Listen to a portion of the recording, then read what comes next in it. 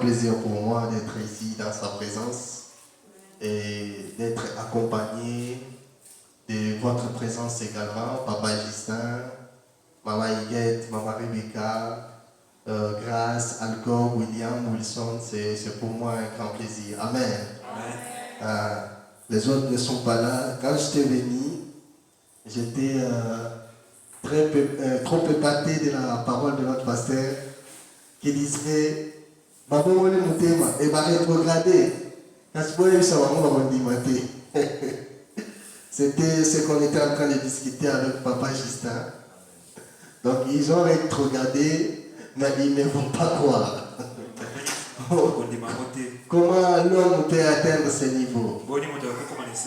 Vous savez, la plus précieuse chose que nous pouvons voir dans la marche chrétienne, c'est la première des choses, c'est quand l'homme est en communion et écoute la voix de l'Éternel. La Bible dit que Moïse causait avec Dieu, c'est comme si des hommes causaient entre eux.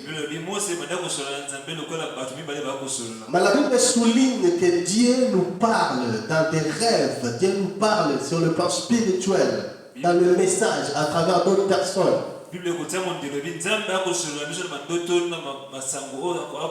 Mais ceux qui sont en contact avec Dieu, le Seigneur dit, mes brebis, écoute ma voix.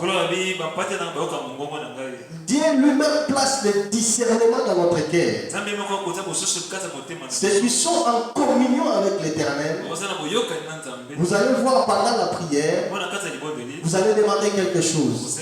Mais après la prière, peut-être la nuit, vous pouvez rêver ce que vous avez demandé. Il peut vous arriver rentrant, quelqu'un vous dit exactement ce que vous avez demandé. Je connais quelqu'un qui a rêvé, il a prié. Il m'est arrivé aussi. Il priait, il n'avait pas la réponse. Mais il est arrivé à quelqu'un qui était très distant, très loin avec lui. Mais lui appeler, lui répondre que j'ai rêvé ça. La même chose qu'il demandait, c'est exactement ce que le frère lui a dit. Pourquoi? Parce que tu es en communion avec l'Éternel. Quand nous sommes en communion, l'Éternel place le discernement dans notre cœur. Nous allons comprendre que ça c'est la voix de Dieu, que ça c'est la voix du diable. Mais quand nous ne venons plus à l'église, excusez-moi, quand on ne vient plus communier, la deuxième chose que nous devons peut-être avoir, la plus précieuse, c'est de s'humilier. C'est ça la grandeur de David. La Bible dit on a appelé au Seigneur Jésus-Christ le fils de David. Le fils de David parce qu'il avait un cœur pour avoir pitié aux gens. Un cœur qui écoutait le pauvre. Quand tu as un cœur qui a l'humilité, un cœur de s'humilier, c'est alors que tu iras loin. Quand on vous dit que vous avez rétrogradé, vous n'allez pas vous rendre compte. Le diable a troué même vos oreilles. Mais si Dieu te fait grâce, tu vas connaître que non, je n'étais plus ce que moi j'étais avant. Je dois retourner sur ce pied. Mais combien plusieurs de nos frères ou de nos sœurs, elle était là présente chaque culte. Mais aujourd'hui, elle ne vient plus quand on lui demande. Oh non, c'est l'exagération. Oh non, j'ai à faire ceci et j'ai à faire cela. Pourquoi? Il réserve maintenant tout son temps dans les choses que lui il trouve plus importantes. Et quand on lui parle de la manière dont elle était et de la personne qu'elle est devenue aujourd'hui, elle ne tient plus compte de ça. Elle va commencer maintenant à prendre part avec les gens du monde pour dire oh non, vous exagérez avec vos histoires, alors que vous coupez votre alliance petit à petit avec Dieu. Et c'est alors que le diable prend place. Et c'est alors que le diable entre petit à petit dans votre vie. C'est comme d'autres frères qu'on se réunissait avec eux. Le lot de frère, voilà, à comment comme la whisky. Aujourd'hui, on apprend ces frères-là se livrent avec de whisky. Un papa, un frère respectable. Et quand vous allez lui demander, oh non, ça commence comme ça. Laisse que toi qui es toujours apte, que le Seigneur exauce ta prière. Laisse que toi qui es toujours présent ou présente, que le Seigneur se manifeste dans ta vie. Amen. Je suis dans le corps comme il a dit. Oh.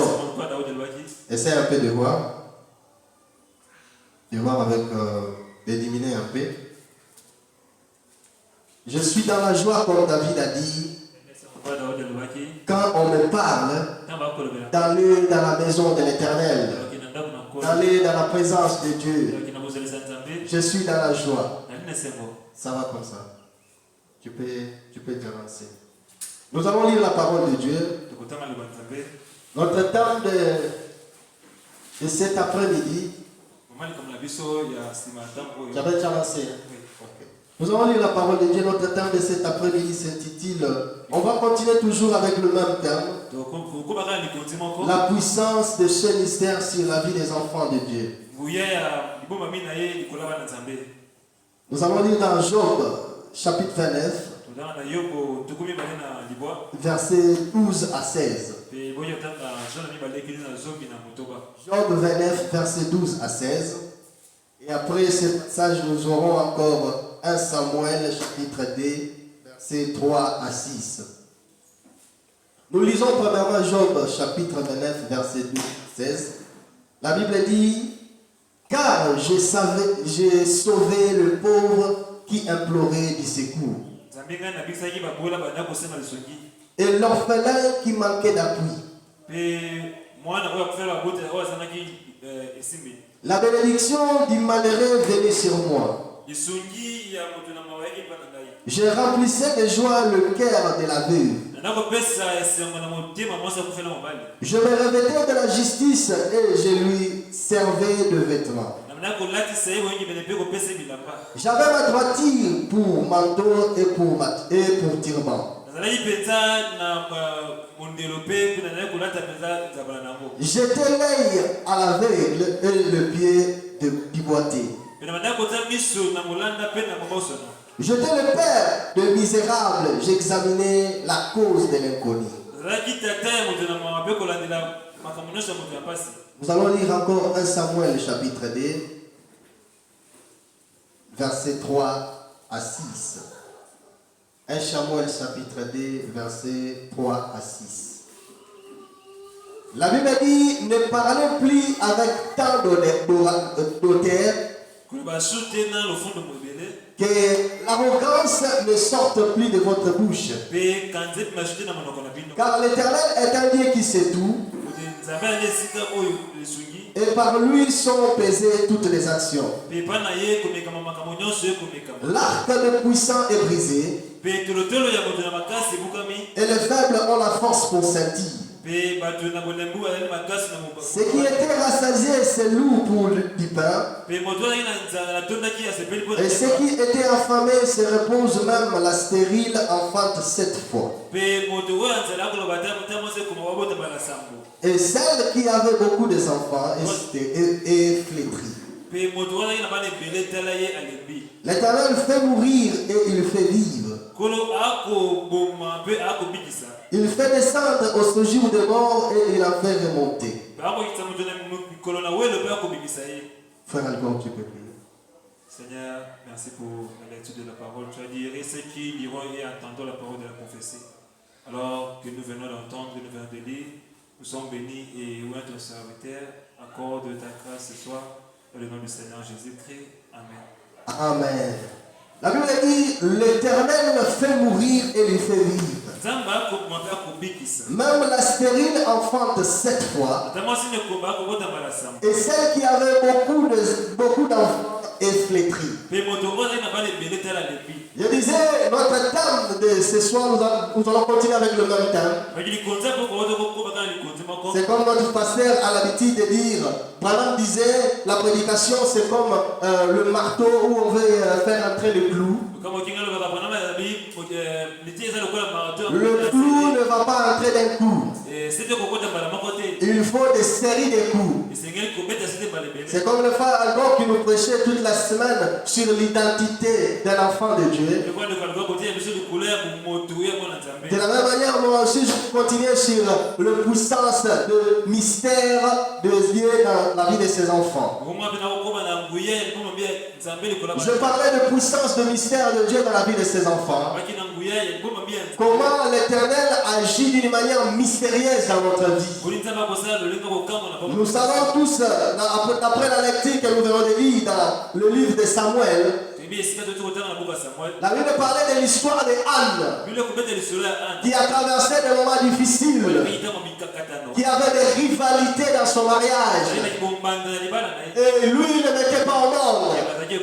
Et les gens se moquaient d'elle. Et sa rivale était tellement forte. Parce que sa rivale avait ses points faibles. Que Anne était stérile. Mais la Bible dit Anne s'est donnée à l'Éternel. Et Anne, jusqu'à ce que Anne a eu sa réponse. Et Anne a eu un enfant qu'elle a appelé au nom de Samuel. Et elle a donné Samuel dans l'église de Dieu pour que Samuel puisse devenir prophète. C'était comme ça dans sa vie. Et Anne, c'est elle qui a parlé toutes ces paroles. Que dans sa vie, elle s'est rendue compte que l'Éternel fait mourir. Et il fait vivre. Même la stérile enfante avec l'Éternel. Elle a eu celle qu'on a appelée la stérile. Elle qui était stérile. Elle a eu à enfanter. Elle a dit la stérile peut enfanter plusieurs fois. Tout ça par la grâce de l'Éternel. Pour dire que dans les dépôts de l'Éternel, les enfants sont encore là. Dans les dépôts de l'Éternel, les enfants ne s'épuisent pas. Amen. Je parle de ce message pourquoi? Ne soyez pas des poltrons. Ne soyez pas des gens faibles. Ne soyons pas des gens qui opèrent. Mais nous voulons dans cette église ôter la peur dans la vie des gens. Ôter la peur dans les esprits des gens. Moi je disais à Simeon, moi je n'ai pas peur des gens peut-être. Quand les gens ont l'habitude de me voir, ils ont l'habitude de me poser la question, mais toi, jusqu'à quand tu vas te marier? Quand est-ce que tu vas te marier? Oui, je sais que je finirai toujours par me marier. Je milite pour que je puisse me marier. Mais je ne peux pas aller au-delà de la volonté de l'Éternel. Je suis toujours la voie que lui a pourvue pour moi. Si j'avais l'argent aujourd'hui, j'allais déjà répondre à ses besoins. Mais je ne vais pas suivre la voie ou la bouche de gens. Salomon a dit que tout ce qui est de l'homme soit reconnu comme mensonge. C'est la voie de l'Éternel, la vérité. Je ne vais pas suivre la voie des gens. Parce que Dieu honore sa propre voie. Dieu honore sa parole. Ce n'est pas la parole des gens qui vont être honorés dans ma vie. Ce n'est pas la parole des gens que Dieu va honorer dans ma vie. Mais Dieu va honorer sa parole. Dieu va honorer sa promesse dans ma vie. Je sais que comme le pasteur François a dit, je n'ai pas les dons de célibat. C'est que lui il a promis. C'est ce qui finirait par s'accomplir. Je ne vais pas me rendre mal à l'aise parce qu'un ami ou un frère a accompli sa tâche aujourd'hui. Pour penser un jour que je ne finirai pas par l'accomplir. Non. Peut-être lui l'a accompli. Mais peut-être le mien, ça serait d'une manière mystérieuse. Je n'ai pas amené ma vie dans les aventures. Je n'ai pas amené ma vie et je connais 2 ou 3 femmes. Non. J'ai connu peut-être 2 ou 1. Mais je n'ai pas été aventurier comme les autres. Quand tu prends la décision, je venais depuis ma jeunesse. Je suis encore trop jeune. Mais peut-être quand on se voit avec des amis, et ils pas compter les doigts. On a accepté de suivre la voie de l'Éternel jusqu'à ce que l'Éternel nous paye. Quand il parle des femmes, nous on ne connaisse pas le nom de qui nous pouvons citer. Et pourquoi pas de se marier d'elle-même? Le frère Branham dit que l'Éternel, il cherche que nous puissions prier. Et Dieu accomplit ce que nous allons prier. Dieu va accomplir ta prière. Et ne te dis pas que l'Éternel a l'insuffisance. Peut-être à cause de ce que toi tu traverses. Certaines familles, certaines personnes, ils ont des appuis. Mais peut-être nous on se rend compte le moment que nous traversons, nous n'avons pas d'appui. Quand on n'a pas d'appui, la Bible dit dans Matthieu 11:28 que venez à moi, vous tous qui êtes fatigués et chargés, moi je vous donnerai du repos. Il a dit son joug est léger.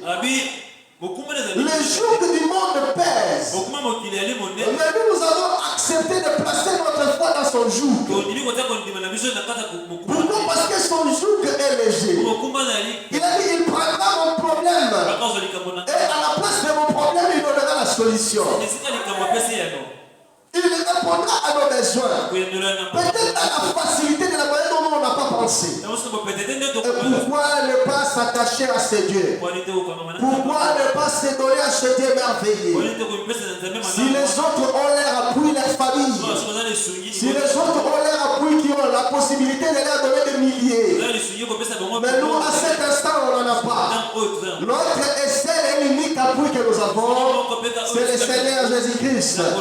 Notre seul et unique appui, c'est Yoshua Mashiach. C'est lui qui est mort à la croix. C'est ce que je parlais la fois dernière.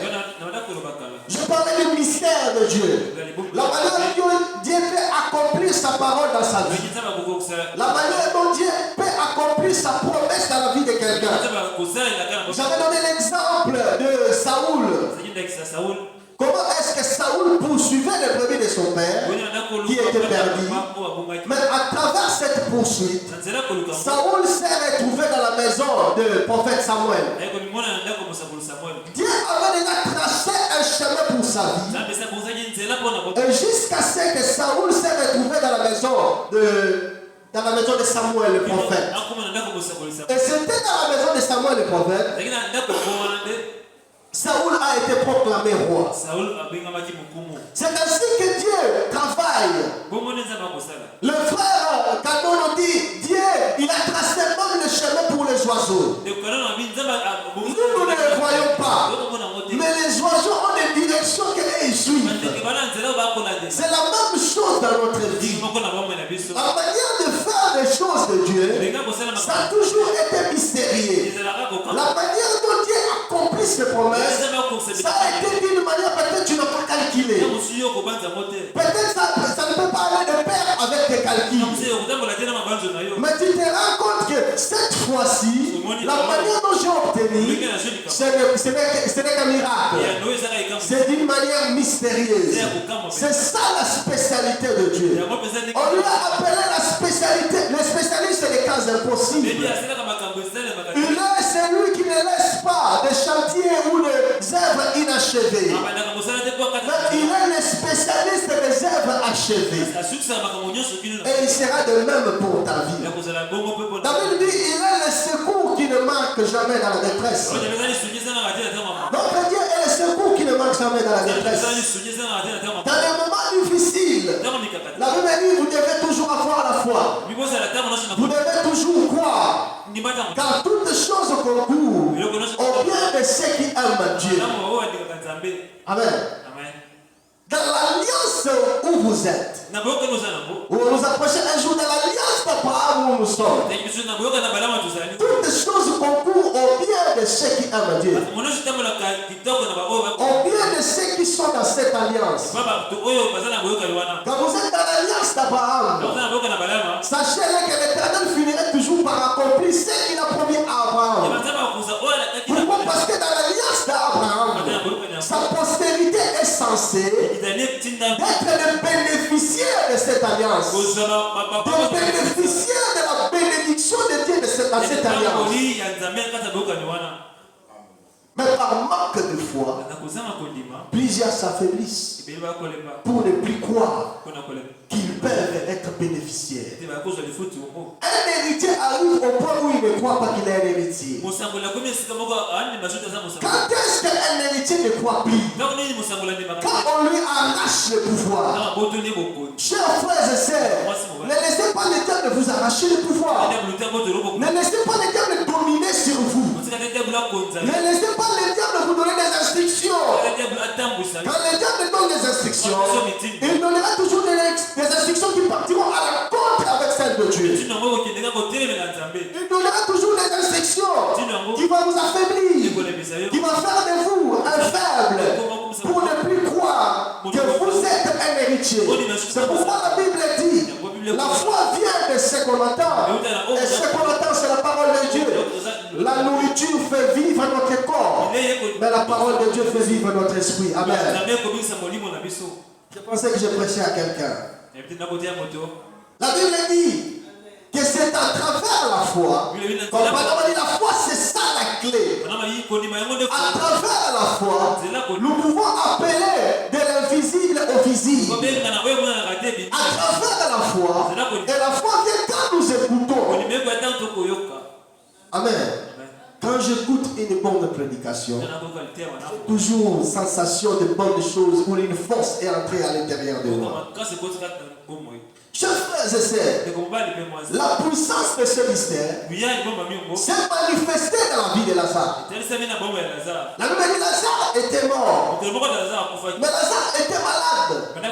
Il a souffert avant de mourir. Les gens sont venus, les gens ont dit au Seigneur, mais Lazare, en regardant, c'était ton ami. Comment tu as laissé Lazare ici? Alors que la puissance de mystère de Dieu va toujours à la domination de toute atmosphère. Va toujours à la domination de toute attente d'être humain. Les êtres humains ont premièrement condamné le Seigneur pour dire tu faisais les miracles à notre personne. Mais tu as oublié que Lazare était l'un de tes amis. Comment est-ce que tu as oublié la famille? Comment est-ce que tu as oublié ton frère? Chers frères et sœurs, ne pense pas que Dieu t'a oublié quand tu traverses des difficultés. Ne pense pas que Dieu t'a oublié quand tu es dans une circonstance très difficile. Ne pense pas quand il est devant Dieu t'a oublié. Les gens ont condamné le Seigneur parce que Lazare a fait des jours et des jours. Et Lazare, donc son histoire était finie. Alors que ton histoire peut être finie avec le monde, mais avec Dieu il y a encore de l'espoir. La Bible dit avec l'Éternel il y a encore de l'espoir.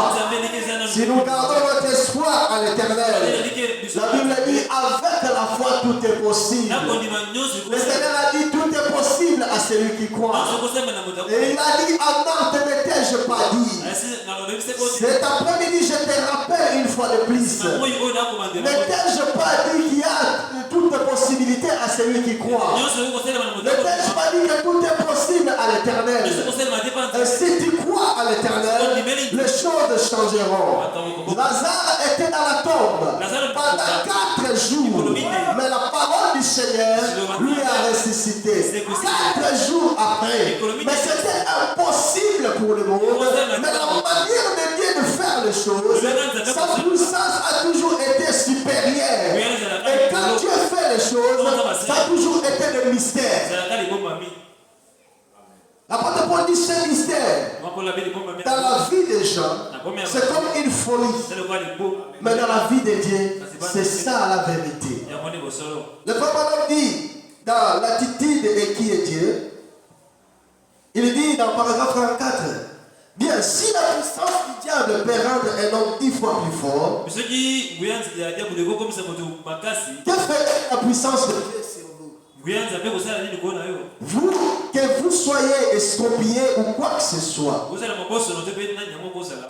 Dieu est plus fort que le diable quand cela est sur vous? Voyez, combien Dieu est plus fort que le diable quand sa puissance puissance est sur vous. Combien tu es puissant? Quand la puissance de Dieu est sur toi, quand le Saint-Esprit de Dieu est sur toi, c'est ce que je disais la fois dernière. Les apôtres étaient faibles. Ils avaient fui quand on avait pris leur maître. Mais après la mort de leur maître, ils ont revêtu de la puissance à travers le Saint-Esprit. Papa dit, levez que vous criez et obtenir ce dont vous avez besoin. Criez à Dieu et obtenir ce dont vous avez besoin. Parce que tout pouvoir vous est donné. Pourquoi? Parce que vous avez reçu l'Esprit du Seigneur. Et le Seigneur dit avec son Esprit, il révélera des choses qu'il n'a pas parlé. Il donnera la puissance peut-être qu'il n'a pas donné. À travers le Saint-Esprit de Dieu, lui, il fera son œuvre à l'intérieur de vous. Amen. À travers le Saint-Esprit de Dieu. Ne te minimise pas. Parce que peut-être tu vois les autres en avance. Ne te minimise pas. Parce que tu as dit peut-être au moment où je suis à cet âge, j'avais dit je devais avoir ça et ça. Comment ça on pensait que toi tu n'en auras pas? Comment ça on pensait que toi tu n'en auras plus? Ne te minimise pas, chers frères et sœurs. Dieu est le Dieu qui finit toujours par accomplir ce qu'il a promis. Dieu, votre Dieu est le Dieu qui finit toujours par accomplir ses œuvres. Ainsi dit l'Éternel, ce qu'il a promis, c'est ce qu'il accomplira. Il a promis à la famille de Samson, il a promis à Samson que lui, il finira le règne de Philistin. Samson, il nous arrive toujours sa manière de faire les choses. Vous allez vous rendre compte. Il nous arrive toujours. La Bible dit, et comme le frère Aquila avait chanté, à l'ère la plus sombre, c'est alors que lui il apparaîtra. Papa dit quand la maladie devient encore pire, mettez votre foi à l'Éternel. Car c'est pendant ce moment-là que Dieu se révéla pour mettre fin. Amen. Il avait promis à la famille de Samson. Comme notre frère Algor avait dit, qu'il avait promis à Samson. Il s'est révélé à la maman de Samson. Et il s'est révélé une fois le fils au papa de Samson. Ses parents, sa famille, ils étaient conscients de sa mission. Que l'Éternel a dit avec Samson, il va finir les Philistins. Il va finir les reines de Philistins. Il va finir les reines de rois de Philistins. Il va finir l'orgueil de Philistins. Mais la Bible nous dit que les Philistins étaient arrivés à un point où leur plan de détruire Samson avait réussi. Ils avaient pris Samson en otage à travers un piège. Et Samson a été emprisonné. Et dans la prison, on a troué les yeux de Samson. Et dans la prison, on a troué ses yeux. Et on a coupé ses cheveux. On avait coupé les cheveux de Samson pour que Samson puisse devenir faible. Pour révéler le secret de Samson. Je dis toujours le secret de Samson était le cheveu de Samson. Mais dans Dieu, quand l'espoir est terminé, certainement Dieu n'existe plus en toi. Mais si tu as toujours l'espoir en éternel, sache que l'Éternel finira toujours par se révéler. Samson avait compris que le secret de sa force, comme le frère Albert nous a prêché, c'était la portion de l'Esprit de Dieu en toi. Le secret de sa force était l'Éternel lui-même. Le secret de la force de Samson, ce n'était pas seulement ses cheveux, mais le secret de la force de Samson, c'était l'Éternel en lui. L'Éternel qui avait promis que je finirais le Philistin. Samson lui a appelé sa promesse. Que l'Éternel, voici aujourd'hui, les Philistins et tous ils sont réunis dans ce palais. Toi qui as promis, où es-tu? Toi qui as promis, montre-toi encore. Vous ne devez pas manquer la portion de Dieu en vous. Si vous avez la portion de Dieu en vous, l'Éternel finira toujours par accomplir sa promesse. Il a promis que je finirai. Le Philistin pensait que tout était fini. La Bible parlait du secret de Samson, c'était les 7 tresses. Mais Samson, lui, qu'on a coupé les cheveux. On a pris dresser la tête de Samson. Mais les cheveux étaient poussés. Mais Samson n'a plus regardé qu'à ses cheveux. Parce qu'il n'avait plus ses 7 tresses. Mais Samson a regardé à l'Éternel. Et David a dit, le secours vient de l'Éternel. Cela ne vient pas de l'Occident. Cela ne vient pas de l'Orient. Mais le secours vient de l'Éternel. Et la Bible dit, quand Samson s'est appuyé aux colonnes, l'Esprit de Dieu était encore de nouveau entré.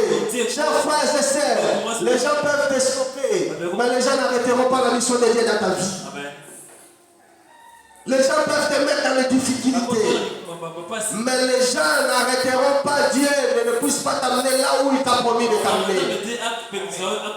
Quand il a promis à Samson, il avait tenu sa promesse.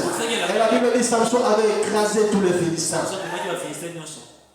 C'est ça sa manière de faire les choses. Sa puissance a toujours été au-dessus de tout. Sa manière de faire les choses a toujours été au-dessus de tout. Vous allez voir, Anne est en train de dire, ne parlez plus avec tant de hauteur. Que l'arrogance ne sort plus de votre bouche. Car l'Éternel est un Dieu qui sait tout. Et par lui sont pesées toutes les actions. L'arc des puissants est brisé. Et les faibles ont la force pour sentir. L'arc des puissants est brisé. Les gens que vous pouvez voir aujourd'hui peut-être être de puissants. Les gens que vous pouvez penser aujourd'hui peut-être ils sont des gens indoptables ou je ne sais pas, indommables. C'est invincible. Les gens que vous voyez peut-être ils sont invincibles. Laissez-moi vous dire, la vie est générationnelle. Aujourd'hui peut-être c'est toi qui es au règne, mais demain ça serait le règne des autres personnes. Aujourd'hui c'est peut-être toi qui es dans ce poste, demain ça serait pour les autres. Ne parle pas avec orgueil, pensant que c'est ton intelligence qui t'a donné. Ne parle pas avec orgueil pour oublier que ce que tu as étant chrétien, c'est la grâce de Dieu. Quand nous sommes des chrétiens, nous désirons auprès de l'Éternel. Et c'est l'Éternel qui nous donne. Quand nous sommes des chrétiens, c'est l'Éternel qui est notre réserve. C'est l'Éternel qui nous réserve tout. Ce n'est pas le monde qui nous donnera, mais c'est l'Éternel qui nous donnera. Et quand nous aurons, ce n'est pas oublier que c'est l'Éternel qui nous a donné. Vous commencez à s'enorgueillir. Plusieurs quand ils commencent à faire des comptes à rendre. Que frère Algo, il y a les gars là qui s'animent. Frère Algo veut se montrer comment. Je vais le tenir maintenant qu'il puisse s'enorgueillir. Il y a la fois dernière ma sœur qui nous racontait une histoire qu'elle a l'habitude de voir ces scénarios dans le Facebook, tout ça, mais elle nous a dit, ce jour-là, je vis ça en face de mes propres yeux. Elle a dit, j'étais à Kinshasa, quand j'étais en train de rentrer, on a pris le bus, et avec un papa, il était juste à côté de moi, ce papa-là. Et ce papa-là, c'était un vieux papa. Ce vieux papa-là aussi avait pris le bus. Et il était en train de nous, de Kinshasa jusqu'à Congo Central, le papa va descendre à Matadi. Et le papa avait son sac d'eau. Il voulait mettre son sac d'eau là où on place des sacs de bagages. Mais il n'y avait pas d'espace. Il y avait un peu d'espace, mais il y avait un sac qui bloquait un peu là où il devait mettre son sac. Et il a demandé à l'église, ça c'est le sac de qui? Et il y avait une dame qui était là, et il y avait une sœur. La sœur a répondu, c'est mon sac. Le papa là, quand il vient, papa lui a dit, ma fille, viens lever, essaie un peu d'arranger comme ça, je puisse mettre mon sac. Parce que je ne vais pas toucher à ton sac, peut-être tu vas réagir mal. Et la sœur a dit, la sœur a fait comme si elle n'a pas écouté le papa. Le papa a encore répété, mais ma sœur, je dis, viens lever. La sœur a refusé. Le papa a encore répété de nouveau. Mais ma sœur, je te parle, c'est comme si tu ne m'écoutes pas. La sœur s'est élevée, elle a commencé à crier, mais papa, Ça c'est du n'importe quoi. Toi tu me dis que non, depuis ça levé mon sac. C'est quoi ça? Tu m'appelles encore ma fille. Moi je suis ta fille. Je ne suis pas ta fille. Le papa lui dit, mais tu as l'âge peut-être de ma fille cadette. La sœur là a dit, moi je sors avec des hommes qui ont même ton âge. Donc pour moi tu n'es pas un papa. Je te vois un moins que rien. Le papa a fermé sa bouche. Ils sont partis. Ma sœur dit, arrivé à Matadi, la fille là, la sœur là, c'était, excusez-moi, la sœur là, c'était sa première fois d'arriver à Matadi. Elle appelle son frère, parce que son frère lui a arrangé tout ça, et on devait l'engager dans une société. Elle appelle son frère et son frère arrive. Ils étaient dans l'arrêt de bus parce qu'ils devaient descendre. Alors le sœur, elle devait continuer jusqu'à Boma. Et là, les gens de Matadi ont descendu dans le bus. Et quand ils sont descendus, le frère de la sœur là est venu et ils se sont embrassés. Son frère a vu le papa là descendre dans le bus. Et avant même de descendre, le papa de son fils l'appelait pour lui dire que tu es parti avec d'autres contacts de la Jeep. Alors bon, maintenant on va choisir quel véhicule pour venir te prendre. Il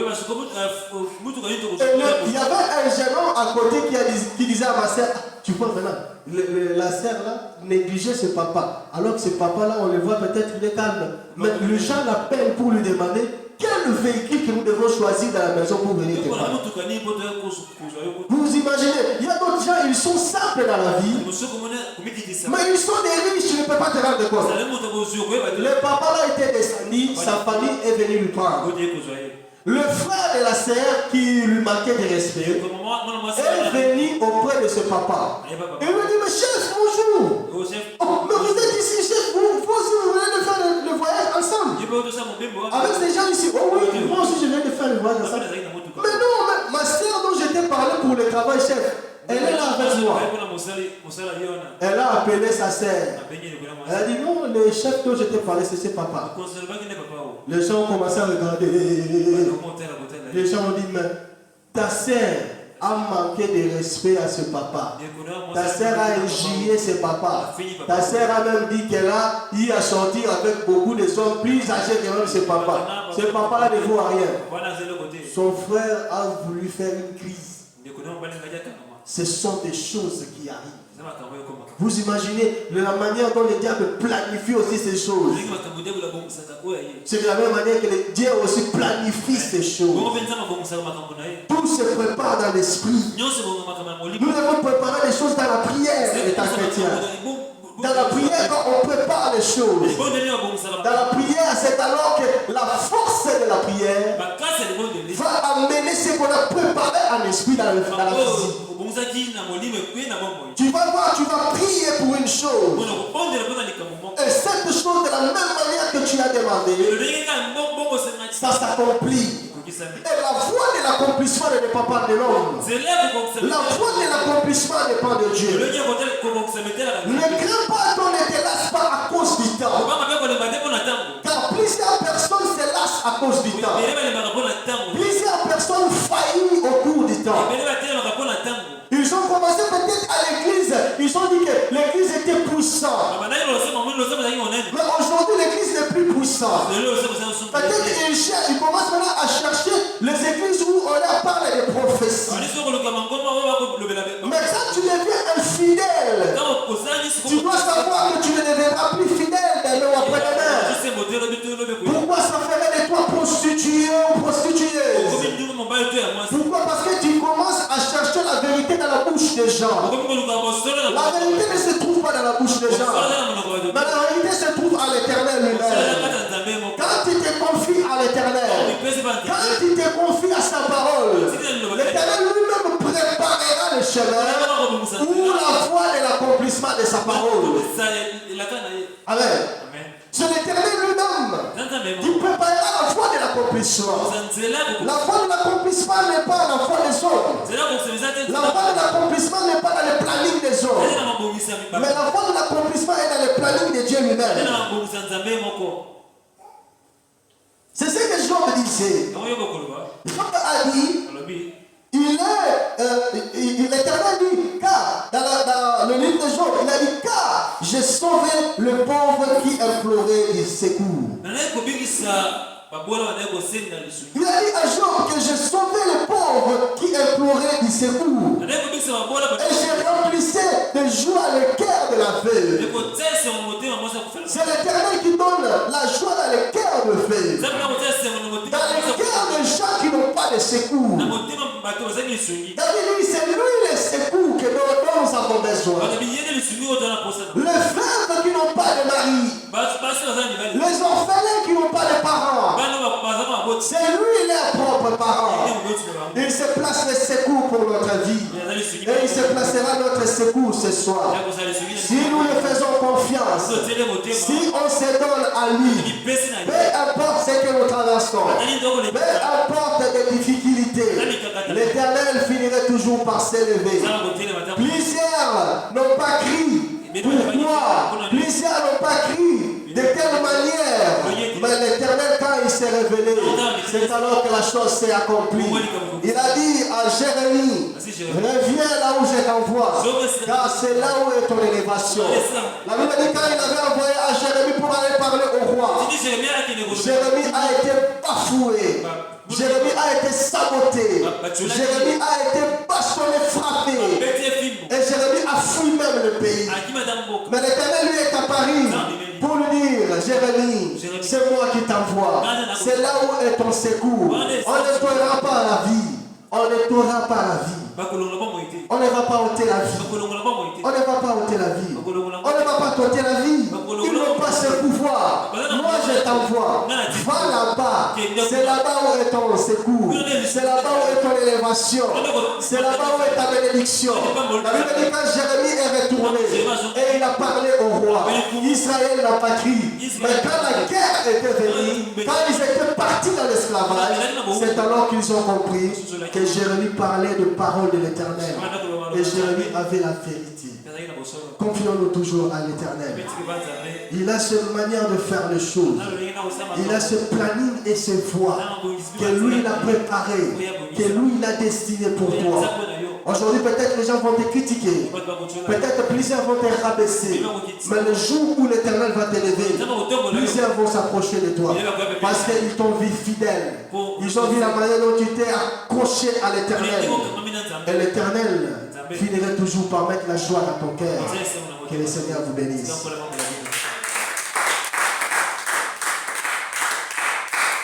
Que le Seigneur vous bénisse.